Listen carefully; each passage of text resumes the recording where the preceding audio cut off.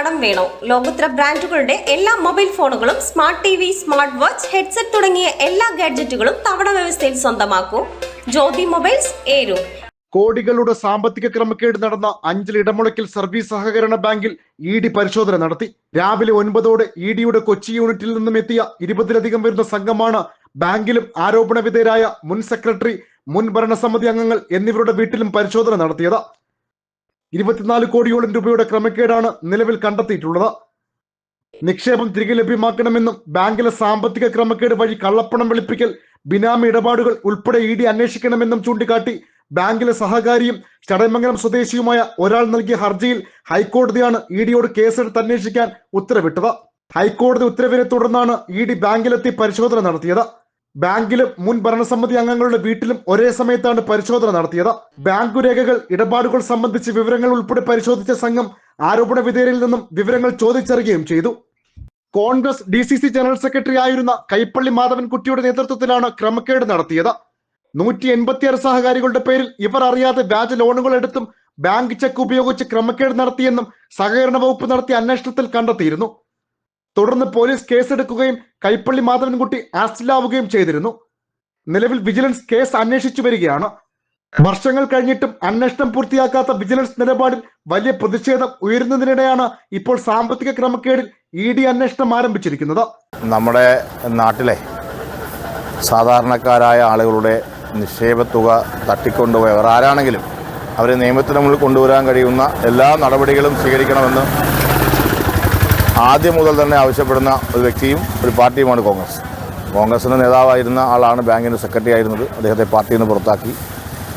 പക്ഷേ നാളിതുവരെ കഴിഞ്ഞ 8-8.5 വർഷക്കാലമായി ഈ സംസ്ഥാനം ഭരിക്കുന്ന ഗവൺമെൻറ്റിൻ്റെ ഭാഗത്തുനിന്നോ അല്ലെങ്കിൽ ആ അന്വേഷണ ഏജൻസികളുടെ ഭാഗത്തുനിന്നോ യാതൊരു വിധമായ നടപടികളും ഉണ്ടാകാതെ വന്നപ്പോഴാണ് ബഹുമാനപ്പെട്ട കേരള ഹൈക്കോടതി അവരുടെ മുമ്പിലേക്ക് വന്ന ഒരു നിക്ഷേപകൻ്റെ കേസിനകത്ത്, അല്ലാതെ അവരാരും ഇ ഡി അന്വേഷണം ആവശ്യപ്പെട്ടതല്ല യഥാർത്ഥത്തിൽ, ഇതിനകത്ത് എന്തൊക്കെയോ നിഗൂഢതകളുണ്ട് എന്ന് ബോധ്യപ്പെട്ടതിൻ്റെ അടിസ്ഥാനത്തിലാണ് ബഹുമാനപ്പെട്ട കേരള ഹൈക്കോടതി എൻഫോഴ്സ്മെൻറ്റ് ഡയറക്ടറിനോട് FIR എടുത്ത് അന്വേഷണം ആരംഭിക്കാൻ പറഞ്ഞിട്ടുള്ളത്.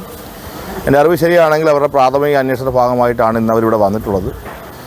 നേരത്തെ തന്നെ ഇവിടെ സഹകരണ വകുപ്പിലെ ഉദ്യോഗസ്ഥരും ബന്ധപ്പെട്ടവരെയൊക്കെ അവർ വിളിപ്പിച്ചിരുന്നു എന്നുള്ളതാണ് എനിക്ക് അറിയാൻ കഴിഞ്ഞിട്ടുള്ളത്. നമ്മളൊക്കെ പ്രതീക്ഷിക്കുന്നത് ഈ പണം ഇവിടെ പോയിട്ടുണ്ടെങ്കിലും ആ പണം തിരികെ വരണം, ആ തിരികെ വന്ന് ഈ ബാങ്ക് രക്ഷപ്പെടണം. ഈ ബാങ്കിൽ കുറേ നിരപരാധികളായ ആളുകൾ ഈ ട്രാൻസാക്ഷനുമായി ബന്ധപ്പെട്ട വിഷയത്തിൽ പ്രതികരിക്കപ്പെട്ടിട്ടുണ്ട്. ഇവിടെ പഴയ ബോർഡ് മെമ്പർമാരായിരുന്ന ചില പാവങ്ങൾ, ചില ജീവനക്കാർ, ഇവരാരും ഇതിൻ്റെ കക്ഷികളൊന്നുമല്ല. പക്ഷേ അവരെയൊക്കെ ഇപ്പോൾ അന്വേഷണത്തിൻ്റെ പരിധിയിലേക്ക് വരുന്ന ഒരു സാഹചര്യം ഉണ്ടായിരിക്കുന്നു. 30 കോടിയോളം രൂപ നിലവിൽ നിക്ഷേപമുള്ള ബാങ്കിൽ ഒരാൾക്ക് പോലും നിക്ഷേപത്തുക മടക്കി നൽകാൻ കഴിയാത്ത വിധം തകർച്ചയിലായി. ആധാരം പണയം വെച്ച് ലോൺ എടുത്ത പലർക്കും ഇവരുടെ പ്രമാണം ഉൾപ്പെടെയുള്ള രേഖകൾ തിരിച്ചു നൽകിയിട്ടില്ല. ഇതുമൂലം പല കുടുംബങ്ങളും ആത്മഹത്യയുടെ വക്കിലാണ്. നിക്ഷേപവും രേഖകളും തിരികെ ലഭിക്കാൻ ആക്ഷൻ കൗൺസിൽ രൂപീകരിച്ച് പ്രതിഷേധത്തിലും നിയമ നടപടിയിലുമാണ് സഹകാരികൾ. ഇന്നിപ്പോ പ്രമാണം ചോദ്യം ഇല്ലെന്ന് പറഞ്ഞു. ഇപ്പൊ കൊക്കത്തില്ല, അപ്പൊ എല്ലാ കേസായി പോയെന്ന് പറഞ്ഞു. ഇനിയിപ്പോ ചിലപ്പോൾ രണ്ടാമത് ഇവര് പുതുക്കിയെടുത്ത ലോൺ എത്രയാണെന്ന് അറിയാമോ? അത് 5 അവരെടുത്തിട്ടുണ്ട്.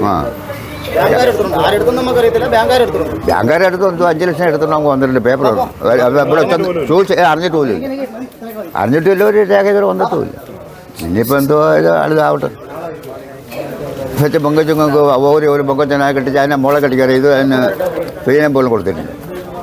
ആരോപണ വിധേയരിൽ നിന്നും റവന്യൂ റിക്കവറി നടത്തി പണം ഈടാക്കാനുള്ള സഹകരണ വകുപ്പിന്റെ ഉത്തരവിനെതിരെ ഹൈക്കോടതിയെ സമീപിച്ച് സ്റ്റേ വാങ്ങിയിരിക്കുകയാണ് നിലവിൽ കോൺഗ്രസ് വിമതരായി മത്സരിച്ച് വിജയിച്ചവരാണ് ബാങ്ക് ഭരണം കൈയാളുന്നത്. കൈപ്പള്ളി മാധവൻകുട്ടി ഉൾപ്പെടെ ബാങ്ക് ഭരണസമിതി അംഗങ്ങളും ജീവനക്കാരും ഉൾപ്പെടുന്ന 15ഓളം പേരാണ് പ്രതികൾ.